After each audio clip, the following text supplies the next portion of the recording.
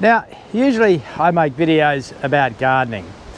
Today I wanted to make a little video about this trailer, and really it does relate to gardening because this is a significant tool for me in terms of my gardening.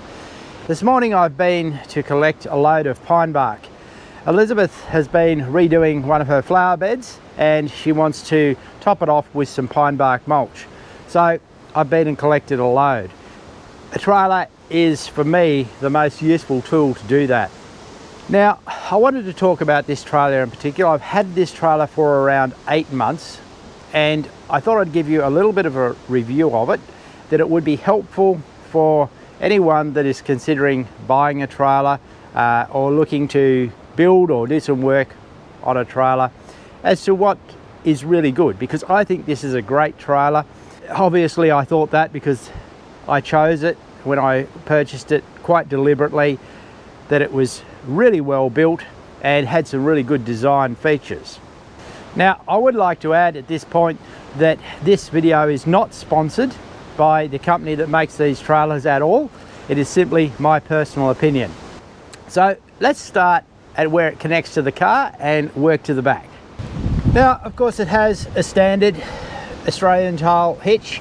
It has the required double chains to connect it up, as you would expect on pretty much any trailer. With the connection in terms of lighting the electrics, there is something that is, I thought, really good, and that's that they've actually built a little box here so that when you're not connected, you can actually stow it away and keep it safe. I know in the past I've broken a couple of these by just dumping them, and they get damaged very easily. So I think that's a really great design feature. It has a rotating jack here, and that just rotates very nicely into place, and you can then jack it up. So that's nice and simple. One of the important things when you're doing that is to remember to sit this up on top. If it hangs down, you may damage it in some way, but sitting it like that, it's quite safe and nicely out of the road. They've put the spare tyre here connected to the crossbar, and look, it's good from a couple of perspectives. One of it is that if you jackknife at all, you're going to actually come and bump against this tyre before you actually impact the trailer itself. But there is a negative to this as well.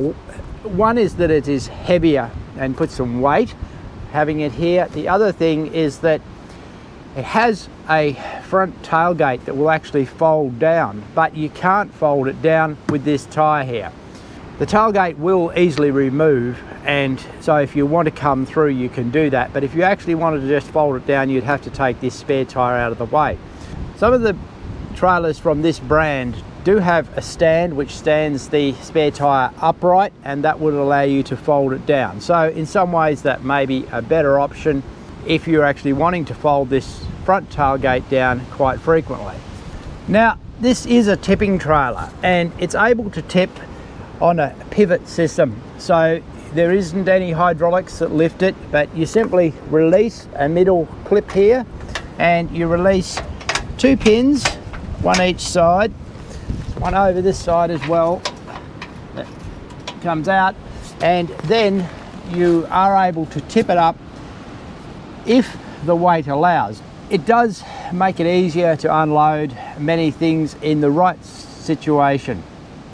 Now, basically, one of the first things, of course, that you'll notice about this trailer is that it is a hot dip gal trailer, and that means it's going to last really well. And they have built it from good, substantial metal. That means it is going to be a little bit heavier. There's a lot of lighter trailers on the market, but this is heavier. That does reduce, of course, the amount of material that you are able to carry in it by a little, but it does mean that it's going to last really well. Now, they've added some extra features here, of course, that do increase weight but are really useful, and that's like this step here, which allows you to step up really easy to check your load. And also they've put very extensive amount of tie down bars, including above the mudguard here, so all the way around across the front and rear tailgates you can tie down all the way around, so that's really great. They come with this mesh top. Now there's a couple of options in height. The standard one is this one, which is a 600 or 2 foot high. I chose that as being adequate. Now I have gone for a little bit longer. This is not a standard 6x4, this is a 7x4 trailer. I like the extra length because it increases the distance from the axle to the toe point, and that means it's actually a little bit easier to reverse. The 6x4s, being shorter, will move a lot quicker on you, and so they're a little bit more difficult reversing. Now this top piece fastens down with 6 bolts. I personally would like a quicker way to release this, and I'm working on that I'll add that myself, because I quite frequently want to change from having the mesh on top to just having a simple bare trailer. Now I've added shade cloth to this mesh top. Because I carry this type of material, I also carry compost in it, and it wouldn't do any good just having the open mesh, it'd all come out. It was quite a simple matter to put the shade cloth around. I've put it on with some cable ties, and it's working really well. It contains all the loads that I've put on it. I've had soil in it, compost, pine bark, wood chip, and it's done really well. Also straw. Now here at the back there's a couple more good features. One is that they have built a nice metal guard around the rear light so that it's really well protected. If you're reversing, it's going to protect it in most circumstances. It's not from direct intrusion, of course, but in most cases. A simple latch system. The chain here is disconnectable so that you can completely remove the rear tailgate or lay it right down as you need to from time to time. The light for the number plate, they've just drilled some holes through here, so it's coming from this light. Nice and simple, there's no electrical connection to this rear tailgate. Up here, over centre fasteners holding it in place. Now a little bit of quality loss there, that these are not galvanized in the same way as the trailer and starting to show a little bit of age.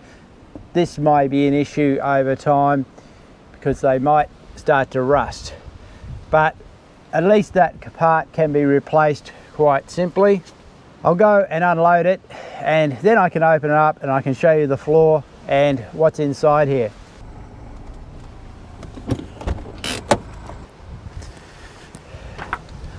I built these bays a number of years ago, and at that time I did not have a tipping trailer. If I had, I would have made it a little bit wider, and it would have been nice and easy to tip and get it all in quite well. But as it is, I think I can get it close enough. It's a little narrow, and I might have to shovel a little bit at the edge. But I'll open that up.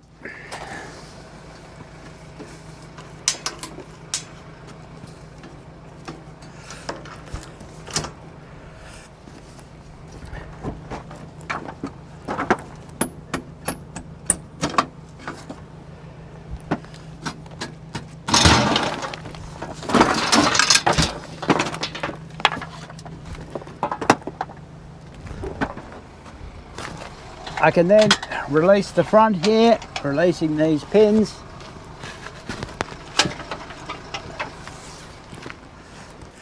Now, because this load isn't overly heavy and a good amount of the weight is at the back, I could make this easier if I shifted more back, and also if it was too heavy, I could use something like a high lift jack to lift it, but I'm quite easily able to tip this and empty it.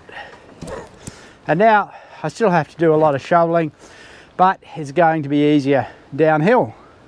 Now, while this is tipped up, you can have a look at the simplicity of this pivot system. One bolt each side holds the trailer on and allows it to pivot in the middle, and the pins come into these holes to hold it down in place when you're towing.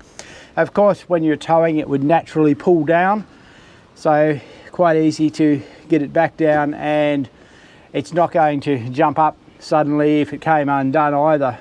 So it's going to be reasonably safe in that way.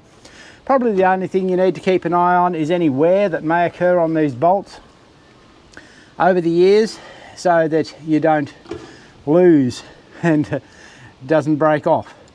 Now, of course, this is not going to achieve the angle that you would with a hydraulic lift or a cable lift system, but it is really simple and very cheap to implement. Also, while we're here, you can see the support structure under the floor, and you can see it's quite substantial. Nothing light and flimsy about it. These are good solid cross beams. It's not going to sag like many light trailers will. But at this stage, I'm not really getting the advantage of this tipping system because of the fact that I've got these narrow bays. I need to take out probably every second divider, widen them up to double, and then I'll be able to reverse right up to the back and tip from the back moving forward, and it will be much easier to get this out. Now I've got a shovel over the top of the load that's already in there, so that is quite a bit of work still, and one I'm going to try and avoid in the future. Just wasn't quite ready to do it today. Now that it's empty and I've worked up a sweat, I thought I'd show you the floor and its design. It's a checker plate steel, as I say, hot dip gal. The whole trailer's hot dip gal. It has been welded down the middle and it is folded on the sides, so that's an interesting way of doing it. I think it makes it a little bit stronger than welding it at the sides. Being checker plate, of course, non-slip, so really safe to walk around in even when it's damp like it is right now. It originally came with two cross pieces here to hold the sides in, so to keep this more stable when it was open and also to stop pressure pushing it out. They just didn't work for me, particularly when I need to top load from a machine, and also when it comes to shoveling out like I've been doing. They would be totally in the road and you don't want to be taking them on and off. So I have found that with the type of load that I put in, it's quite strong. There hasn't been any significant bending in the sides.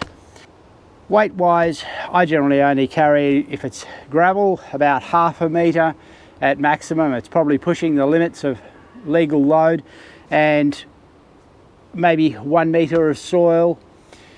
Compost is a little bit lighter. I can get it up to about 1.5 metres, though it does depend on what the moisture level in the compost is like. If it's dry, it's much better. If it's quite moist, you might want to only stay at 1 metre. But with pine bark and wood chip, you can easily go to the 2 metres that I've had in today.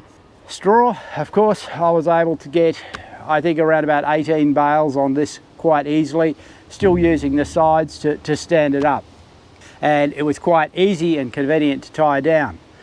But there is one tip that I should give you, and that's that when you're looking to buy one, be a little bit wary about going too large in trailers unless you're actually going to a brake trailer. Your actual legal weight is that you're allowed to carry in total is not going to increase, whereas the weight of the actual trailer may, and that means that the load that you're legally able to carry is going to actually get smaller as the trailer gets bigger, and so that is really not very helpful. I'll put a link to the company that sells these trailers here in Tasmania if anyone in Tasmania is interested. As I say, I am not sponsored by them. This is just my opinion and my review. I appreciate the fact that they have made what I think is a good quality product, and it's more expensive than a lot of the light trailers around, but I believe it's going to last me a lot longer, probably outlast me with a little bit of maintenance. So I'm really happy with it. Hopefully that's given you some ideas and a little bit of information about this trailer, because a trailer, as I said, is a really useful tool if you're a gardener in bringing these types of supplies in, taking waste away if that's what's needed in your situation. Look, there's so many uses getting construction materials. They are just fantastic.